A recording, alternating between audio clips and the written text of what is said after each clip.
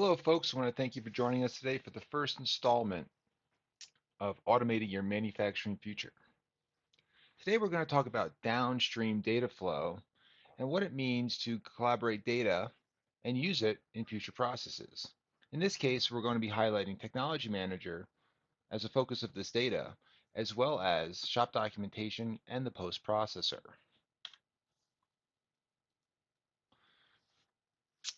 To start, AMS has been partnered with Janus Engineering in Germany for the past 3+ years. As many of you know, JANUS Engineering is a premier NX solutions architect. They provide development inside the NX platform directly for NXCAM and actually are the developers of Post Configurator as well as new CMM technology. We've been partnered with JANUS now and have successfully merged with them, and soon will be JANUS North America.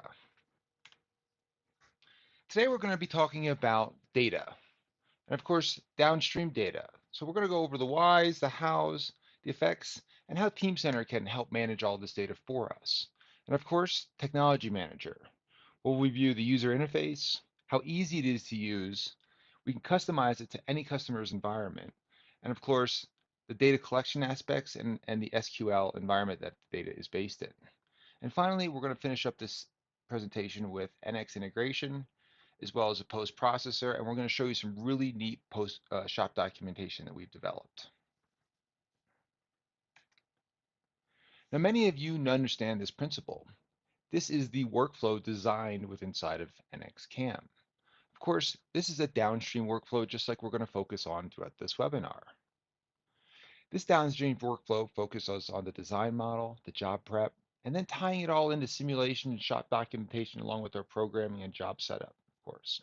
So why don't we use this downstream data flow more frequently in our manufacturing process? For many of us, we have problematic workflows.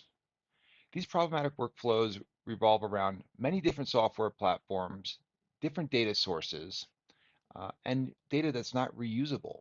And of course, this leads us into troubles and lots of confusion throughout our design and manufacturing process. All of this confusion ends up just costing us money at the end of the day. It decreases our throughput and makes us inefficient as a manufacturer in the United States. So how do we solve this downstream data workflow problem that we have? Of course, centralizing a data source so we're all pulling from the same data is one of the benefits of what we're going to be talking about today.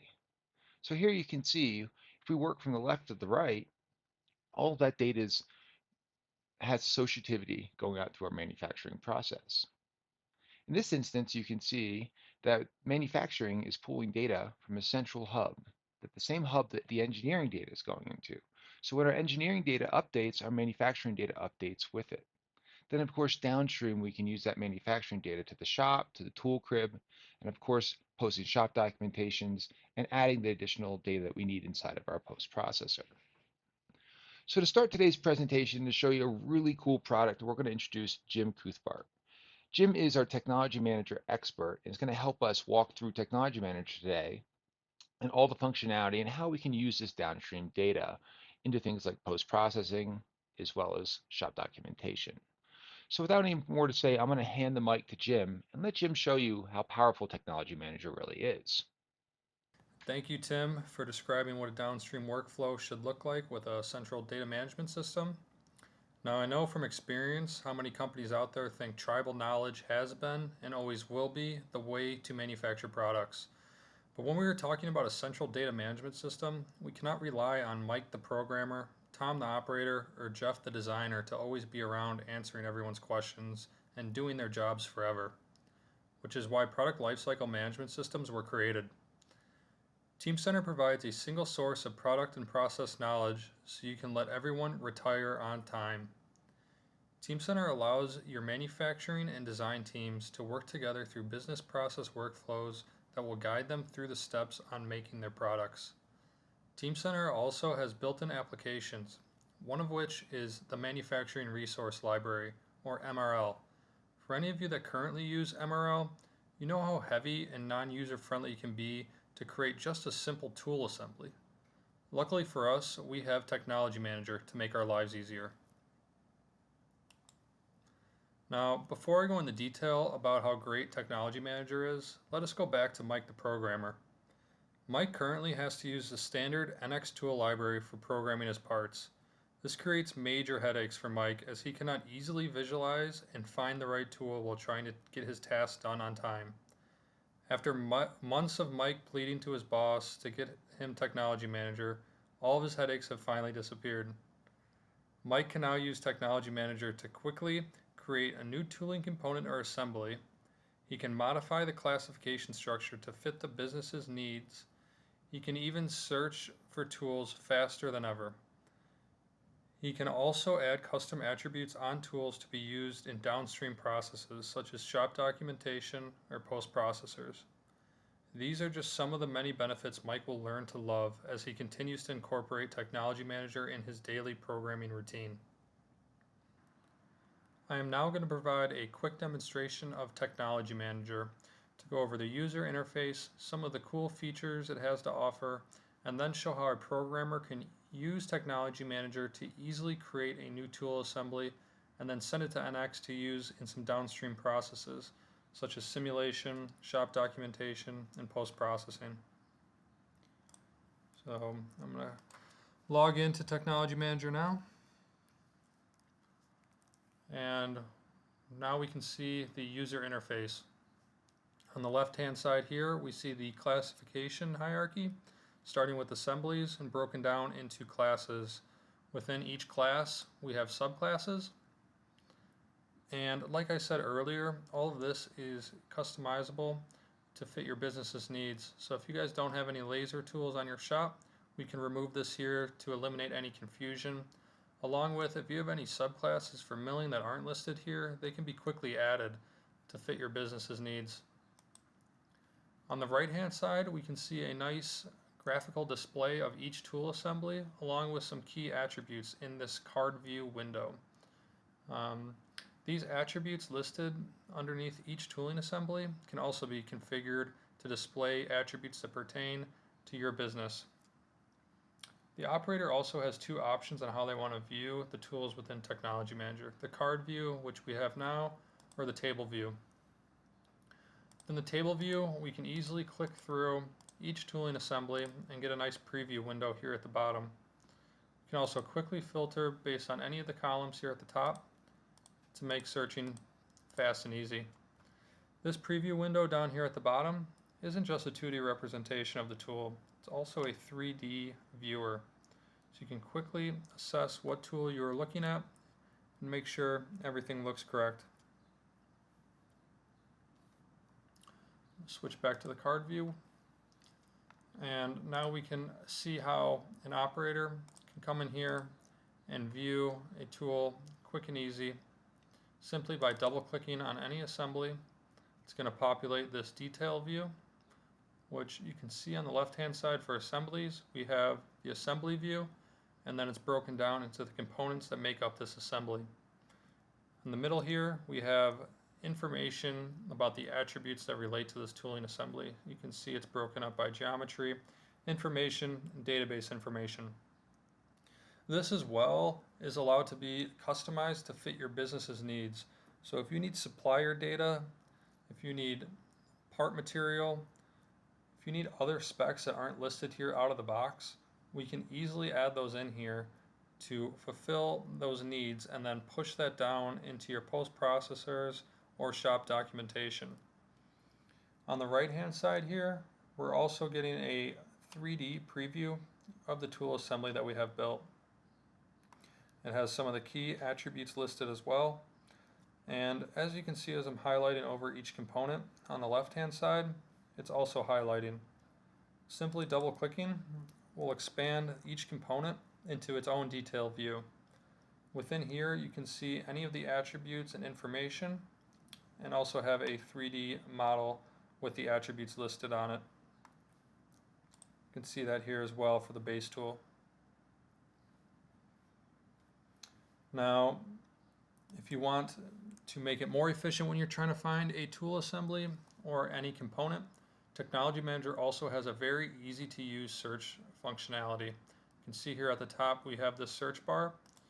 All I have to do is start typing in any attribute, and you can see Technology Manager recognizes what I'm trying to search for and auto-populates.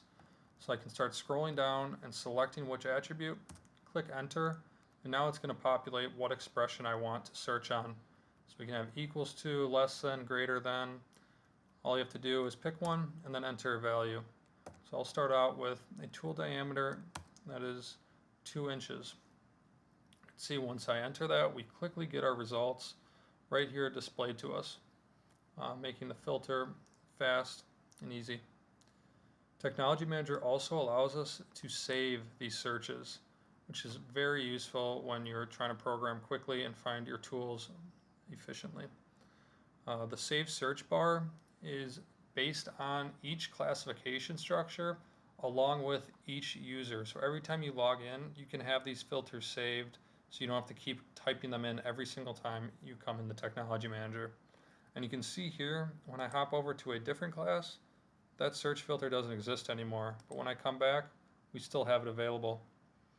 Technology Manager also makes it easy to interact with this filter by easily being able to toggle between the expression, entering in a new value, or turning on and off the filter.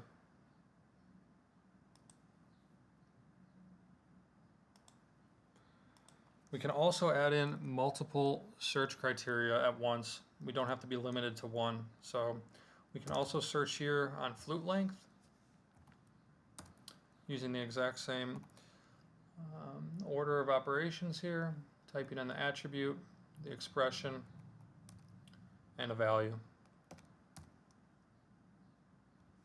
can see here after entering in the flute length less than 2, we have now eliminated a few, and we can move this around as well.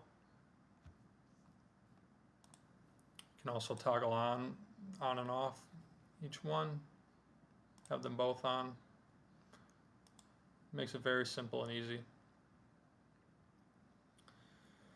Now, along with the assembly classification, we also have our components.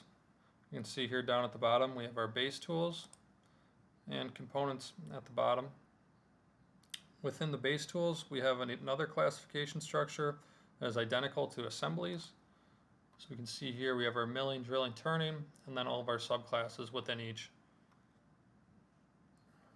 On the right hand side we also have a preview window that looks just like we saw the assemblies, but now it's broken down into base tools. I select on end mill, the subclass. All we're going to see is the end mills over here on the right hand side. When we go to components, we're also going to see a classification structure of milling and drilling and turning. And within each of these we have our holders and extensions, and on the right hand side you're able to easily see the preview of each. Now we're going to switch gears from examining the user interface to actually building a part. So now I'm going to act as a programmer, and we're going to build out our first tooling assembly here. I'm going to start out with our base tool, and I'm going to build a 1/4 inch end mill. Now you can see when you stand on any of these classifications, we have a big red button here in the bottom right for creating new items. Now when I select the create new item, it's going to populate a window that is asking us what classification we're trying to build here. What type of tool are we trying to populate? As you can see here, we have all the classifications that we had outside in the main window. But something that Technology Manager also has is considering active class. So you can see here I'm standing on the end mill subclass, and it recognizes that. So instead of selecting milling, then a subtype of end mill and some characteristics, Technology Manager recognizes, hey, we're already on the end mills, let's create one. So simply by creating the consider active class, we're going to skip these steps and hop right into the detail view of creation. Now you can see here in the create window we have a table view and a graphical view. On the table view we have a list of the attributes like we saw in the tool assembly. All of these are now editable. So you can come in and make changes as necessary, whereas the graphic interface also allows us to make changes here instead of the table view. So it gives us two easy options to quickly make edits and changes while building out our tool. You can see here, right when I typed in a 1/4 inch, we're now getting a representation of what a 1/4 inch end mill looks like. And up here on the shank diameter, we can find that here in the table view, make those edits as well, and it'll populate there on the graphic side. I'm going to quickly make some changes to the length.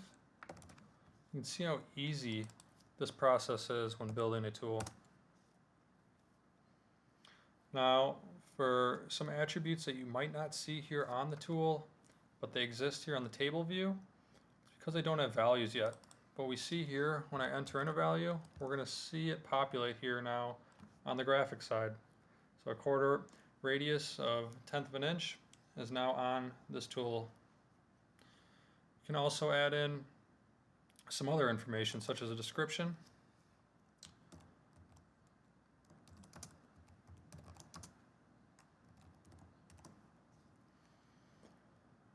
units, and some approval statuses. So we can see here, we can approve it, we can block it, we put in a testing stage or discharged status. When we make these changes, we're going to see here, we're going to get a timestamp as well. Again, just like the tooling assembly, we can add or remove attributes in this window to fit your business's needs, such as supplier data or any other manufacturing attributes that you want to see later on in your downstream process. Once I have my base tool created, simply click Next, and we're going to get a final preview window where we can examine all of our values in a 2D and 3D visualization. Along with, at the top, we're seeing a name generator box. Now, we can make this auto-populate with any naming conventions you might have in your business, such as wanting a prefix for every end mill to be EM underscore and the next incremented number. Right now, we're just auto-populating the next available number within the database. Once I click Finish, we're now going to see this base tool populate here in the Technology Manager window. Once we have our base tool created, we're now going to want to create a holder, which will be the final component for our tool assembly. So we're going to select Components, find the big red button again, select it, and it's going to populate our Create window. You can see here we have our options for turning and milling. When I select the milling and drilling, we're going to get holder and extension for subclasses. When I select holder, we're now going to get put in this window again to create the attributes. You can notice here that the holder doesn't have a graphical preview like the end mill did. So we're going to have to go ahead and build that out. Now, Technology Manager offers us multiple ways to do this. Selecting this More tab, we're going to see that we have a component step window that you're familiar with in NX and building out your tool holders. We can quickly add steps, populate those values, and we're going to notice now on the right hand side, these values are going to be updated, and we're going to get a nice graphic preview of what we're building. Now, Technology Manager also offers a more in-depth way to create these steps using the step editor. By clicking that button, we're now going to see this graph where we can come in and actually draw out our tool holder, making it a lot more efficient and easier to visually see what you're building. Simply by making clicks, we've now created 3 steps in addition to the 2 that we created before. When we hit select, accept, we're now going to see what we just built back in the step window. This, just like the base tool, can be double clicked in and made changes to on the graphic side, or we can come over to the step editor side and make changes as well, and we'll see those changes updated on the right hand side. Now, these first 2 processes I just showed to creating the holders can be a little intensive, but luckily Technology Manager has an even easier option, the NX import. We can get 3D models of components from tool manufacturers, open them in NX, and then import those models into TMGR including all the parametric values in as simple as 3 button clicks. We'll see that here by clicking on the Graphics tab and the Import button. And now you can see Technology Manager is prompting us to follow the steps within NX. So now I'm going to toggle over to NX. We're going to see here that I have a tool holder open. NX now has this new window that was populated by Technology Manager. It has already selected the body of the tool holder and is just prompting us to ask which side's the tool side and which side is the spindle side. After selecting those two, all we have to do is click OK, and Technology Manager is going to start working its black magic to send over that tool holder back to Technology Manager. You can see here it's working, generating that 3D step file and also bringing over all the parametric values that were in NX back in the Technology Manager. This is one of the easiest ways I've seen possible to create a tool holder in any resource management system.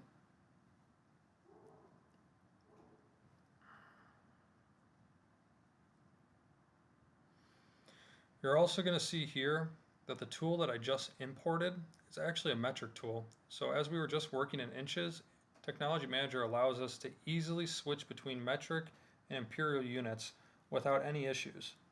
As you can see here, we have all the parametric values of that tool holder that was in NX automatically populated now in Technology Manager.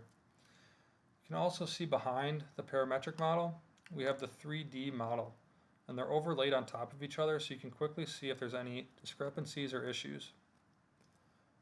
Technology Manager also allows you to quickly toggle between the parametric or 3D view. By selecting the parametric view, we can see now just all the attributes and no 3D model representation. When we go to the 3D model, we can see the model that we saw in NX. We can interact with it just the same.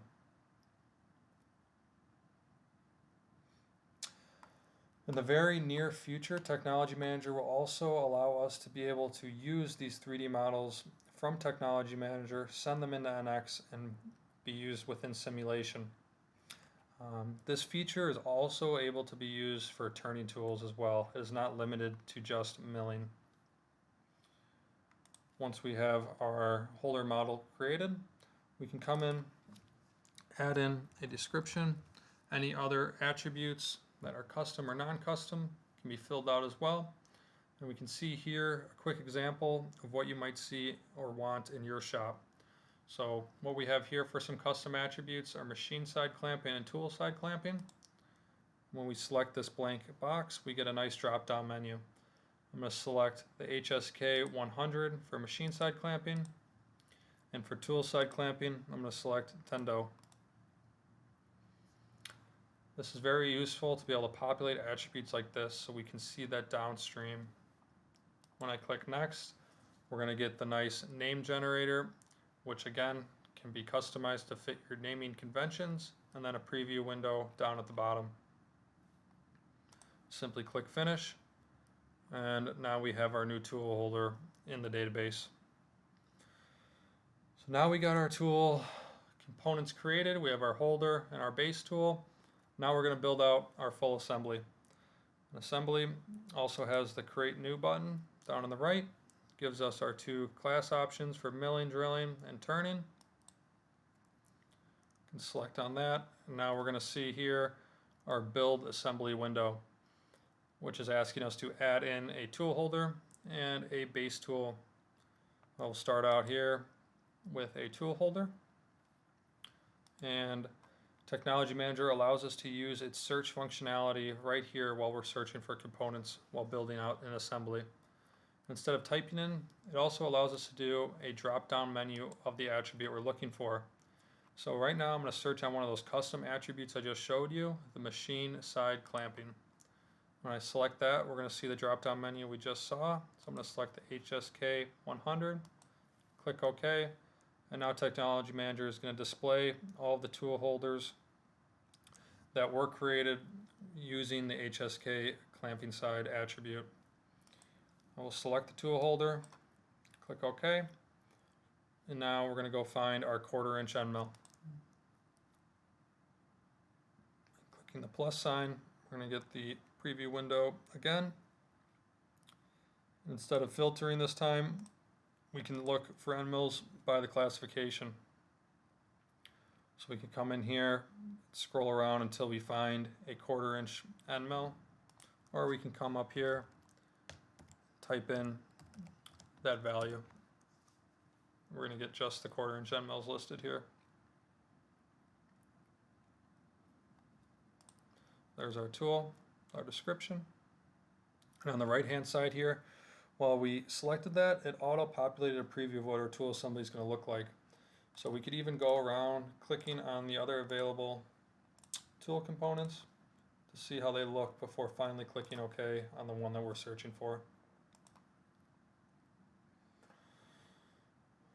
Technology Manager also allows us, once we have our 2 basic components added, to add in even more components, including extensions. I know how big of a hassle this can be within NX. Within Technology Manager, it's as simple as a couple button clicks. We can quickly see we want to search for extensions, and again, just like I showed you with the end mill, we can select what type of extension we're looking for, and we get a nice preview on the right hand side. So this one looks like it fits well. I'm going to click OK, and now we have a full tool assembly built. One of the nice things Technology Manager also offers is we can change the clamping lengths and stick out lengths for extensions, holders, and the base tool. Simply by entering in a value, we're going to see now the extension and where it sits inside the tool holder. For the base tool, we can select the stick out length, make changes to that. We're also going to see now how far the base tool has been inserted into the extension. Now back here on the left hand side, we have our table view, which we can come in,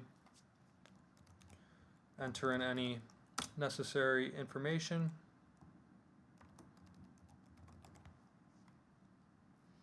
and we can also see a custom attribute that we have for tooling assembly that we didn't have for the tool holder or the base tool, which is machine. So now we can come in here and specify which machine we want this tool to be used at. So you can see here we have our demo machine AMS 1. Once everything looks good, we click next. We're going to get the preview window once again. Can quickly examine, make sure everything looks right in our assembly before finalizing, and our name generator just grabs the next number available. So again, this can be customized to fit your business's need on what naming rules you want. Once we click finish, we're now going to see our tool assembly populated in the database. From here, I'm going to quickly recap what we just did. So we just created a 1/4 inch end mill for our base tool. We created a tool holder using the NX import along with showing the step editor. And then we went back to assemblies, quickly added these 2 components together along with adding in a extension to make this tool assembly complete. Now I'm going to demonstrate how easy it is, how quick it is to send this brand new tool we just created into NX to be used for simulation. So I'm going to minimize Technology Manager here, hop back in NX, and expand our machine kit that we were calling AMS 1.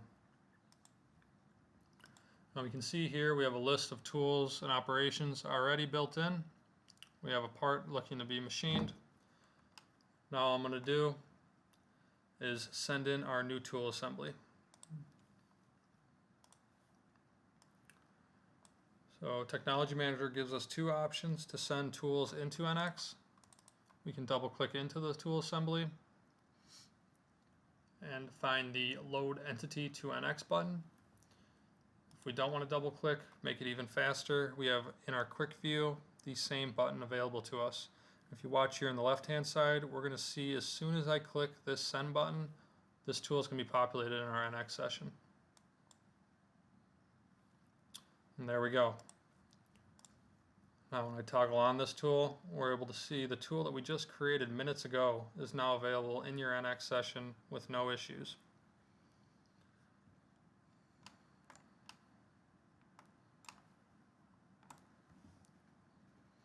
Now I'm going to drag over one of the operations that already existed into this new tool. I'm going to regenerate the tool path. And we're going to run through a quick simulation using the new tool.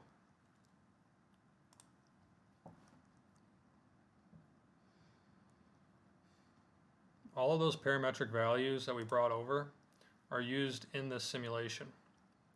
You can see here that we're getting a full simulation minutes after we created this tool. Each value is also used in verification and collision checking as well.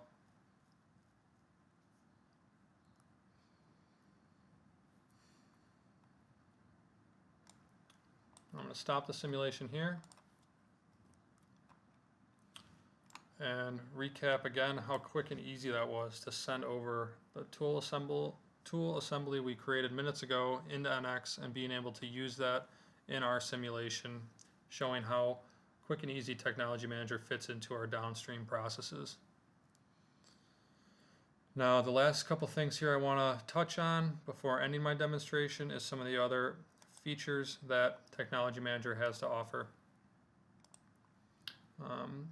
These are features that we can spend more time on in separate demonstrations, but I just want to show you here how quick and easy Technology Manager can interact with our NX session. You can see here the NX tools is loading in all the tooling information that was provided in our NX session. So we saw earlier we had those 3 tools that existed before we put in our tool assembly. Well, now Technology Manager recognizes those tools and says, hey, these tools don't exist in Technology Manager. Do we want to create these, or do we want to replace them with something that exists in Technology Manager? What do we want to do? And we can see down here with the tool that we did send over, it has a Technology Manager ID. And you can see when we select on it, it shows us what exists in Technology Manager versus what is in NX right now, along with some of the values associated to it. You can see here we have some red X's, and that's only due to NX being in metric and Technology Manager currently being in Imperial.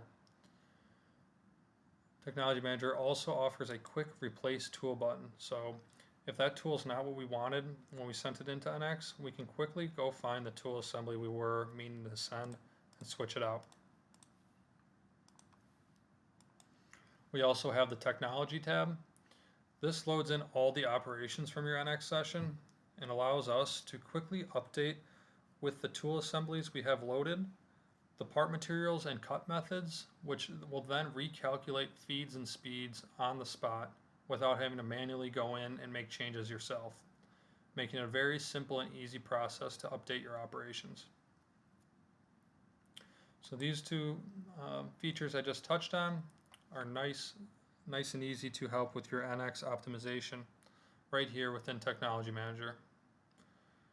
Having said that, that is my demonstration of Technology Manager, and I look forward to working with you all in the future in implementing this solution for your business. Thank you. I'm going to turn it back over to Tim now, who's going to show you more how what we just used in Technology Manager can be used in your downstream processes. Thanks, Jim, for showing us that powerful piece of technology and how easy it is to use, and of course, how it's going to help increase our throughput on our shop floor. Now we're going to go one step further. We're going to use that data that we collected inside of Technology Manager and use it downstream in shop documentation and post-processing. So now we're going to run into the next step, the post-processor. So how can we use this downstream data, and what does it mean for the guys on the shop floor? Of course, sharing this valuable data with the operator gives them the opportunity to review code and make sure setups are correct. And of course, having full traceability with inside our NXCAM platform, which will help alleviate things like engineering change orders and the next time we go to run the program, for example. Of course, all of this is valuable because it's going to increase our throughput. And also, keep in mind, we can integrate all of this data back into TeamCenter for future use in the shop floor through maybe Shop Floor Connect or other shop floor connection programs. Finally, we're going to show you Shop Docs. Now, this is a very, very powerful tool. Many users out there spend hours, if not days, creating shop documentation for their projects. We're going to show you how one click of a button can generate shop docs, including all the information that one might need from between the tool crib and setup on the shop floor. All of this is going to help increase throughput, keep traceability, and have more accurate data for the shop floor. Best of all, we're standardizing a process here, so anybody can jump in at any time and understand what's going on. So let's take a look within the NX environment and show you what I'm talking about.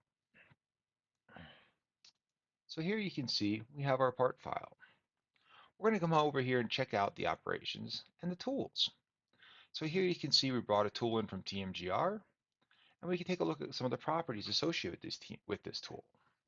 Now, directly from TMGR, we brought over custom attributes. Now, these attributes can be used anywhere from post or right in the shop documentation. We're going to take a quick look at how we use some of these attributes right here. So here we have an attribute called standard list. Now, this was built out to be customized for a customer. Now, this standards list is how they use the tools they use for the materials. So here you see we have standard list 1000. We're going to open up the post document here and show you how we use this standard list 1000. Here you can see our first tool, half-inch end mill. In the standards list, it's 1000 series, and it's tool 37. Now this was a specification developed for the customer and is used throughout all of their post-processing needs from every machine. So you can see how we've automated some of this. The customer used to spend hours editing posts to include this data. Now we automatically transcribe this data for them in the post. You can also imagine we can use any kind of other variables that may need, whether they be insert geometry, insert EDP, and we can include them right in the post to make it really easy for the operator to check on tools or make sure they're using the correct insert when replacing inserts at the machine. Okay, so now that I've showed you how we can use this downstream data workflow to help optimize our post processors, let's take a look at an even neater environment, shop documentation. So here you see our program order view. Now take recognition to the name of the program number here. If we come over into our model views, you can see we've highlighted the same program number here. This is the generated workflow that we've created in this environment. So what we're doing here is using PMI now in shop documentation to represent the setup at the machine. And of course, we can include section views and much, much more. This is just a very basic setup. And if you want, you can include your machine model as well to show what the part's going to look like at the machine. We also have created a standard view. This standard view posts out at the top of our shop documentation as what the part looks like. Now this standard view could be anything. In this situation, we call it CAM part and standardized it for the customer. So every time the shop documentation posts, the first image they see is the part in the fixture. So let's take a look at now posting and generating all of this data for shop documentation.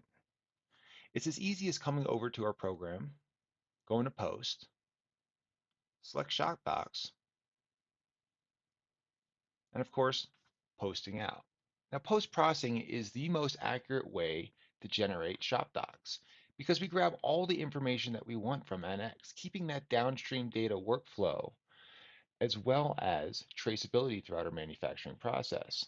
Now, in our environment, we have automatically opened up a Word document. We run a macro, all that information populates into a Word document. And you can see all we have to do is enable the content, and all of this information is automatically populating into our shop documentation.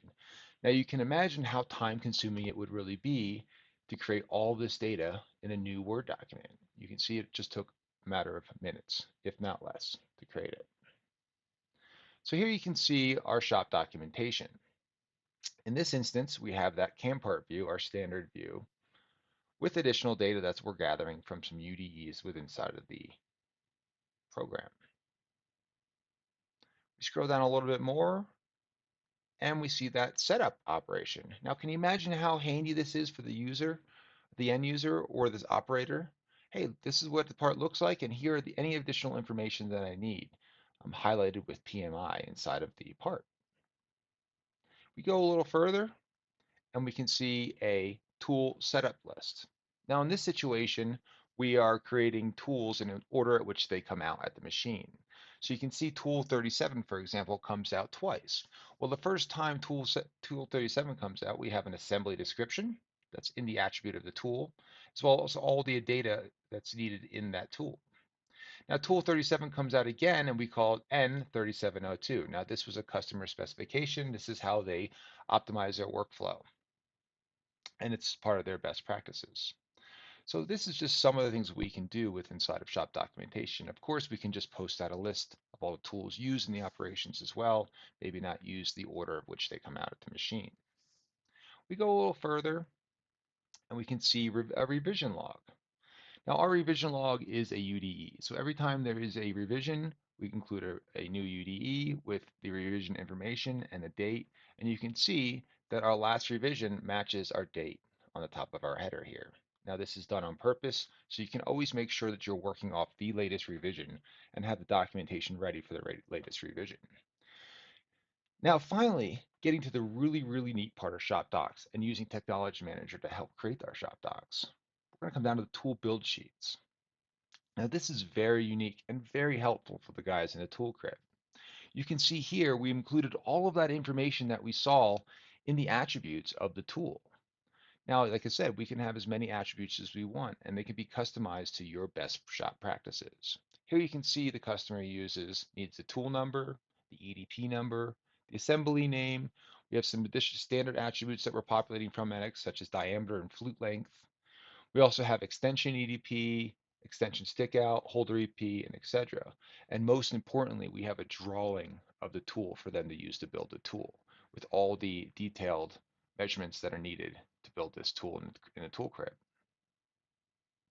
So this is shop documentation and downstream data workflow and how we can use Technology Manager to optimize this workflow going into the future of manufacturing.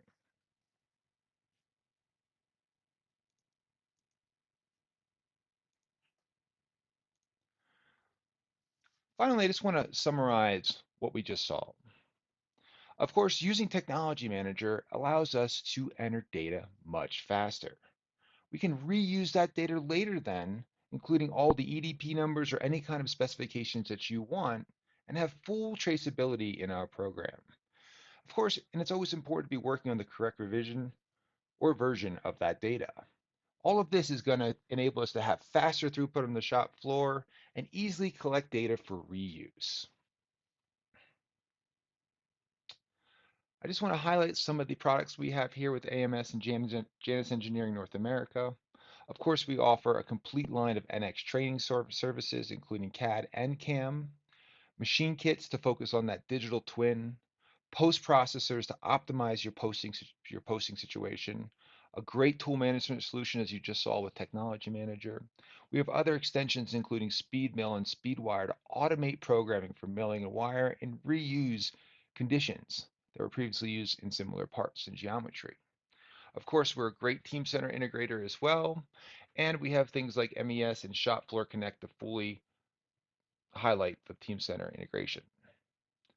One final thing that we offer here is, of course, on-machine probing. And if you guys have not seen uh, NX Productivity Plus, which integrates right into NX, I highly suggest setting up a demo with one of our experts. Not only can we measure parts on the machine, but we have the ability to kinematically correct machines. So this means, for example, if we go to drill a hole on a plane at 30 degrees, we can measure that plane and make sure that we're actually cutting at 30 degrees, eliminating any kinematic correction, essentially making a Haas machine more accurate. So with that being said, I want to thank you for joining us today. It was great having you. Appreciate spending the time with us. And of course, always feel free to reach out with us to any questions or answers that you might be needing. And we look forward to seeing you in a one-on-one session going over technology managers, shop docs, and how we can increase your efficiency on the shop floor. And of course, make more money at every machine you have. Thanks and have a great day.